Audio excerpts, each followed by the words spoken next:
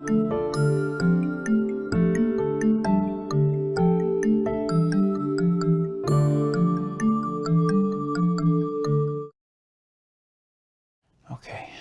so I've got a little bit of information, and one of the things I think that might be useful would be to get a little more information about your sadness and your mood.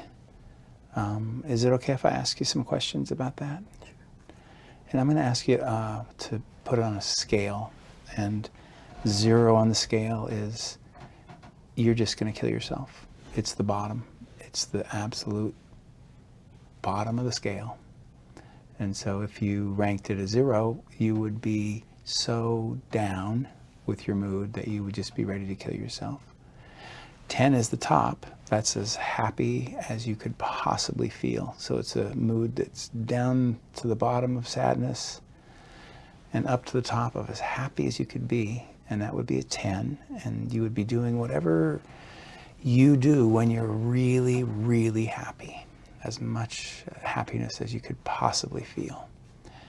And so on that scale, 0, bottom, 10, top, what would you rate your mood right now? Good. 2. Okay, so a 2. And what's going on right now to make it a 2?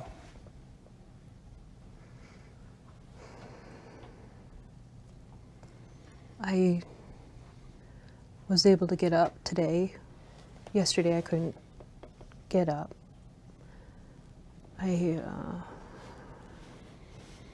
I got here, and I'm hoping this will help.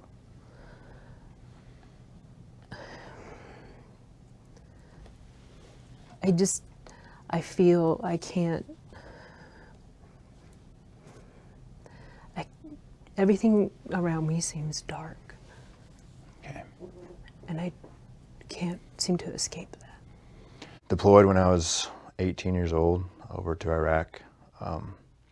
It's going great. I felt like I was doing something. I didn't get to talk to my family much, maybe for 3 months. And I didn't know what was going on at home. Had a fiance when I left.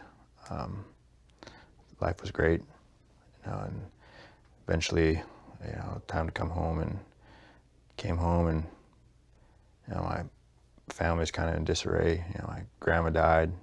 I didn't get to go to her funeral. They didn't tell me, so yeah, kind of tore me up. And my fiance left me for one of my best friends, and so that was a shock in my life. And so as I'm imagining it, you're back, you're drinking, it's part of being numb and getting rid of those emotions. And as you talk, one question that comes to mind to me, and my guess is that this would be a dishonorable thought to have, although not an abnormal thought, because it's not unusual when people come back and life is disappointing and hard, and you're drinking and you're managing those emotions. It's just not unusual to have a thought about suicide or about killing yourself. And my guess is that would be in opposition to your culture too, but I don't know. Yes and no. One way we look at it is, we've had everything taken from us. That's one thing you can't take from us. Our life is ours to give to the Creator, to Wankantanka, which is our God. And, so when it's our time, it's kind of our choice. Okay.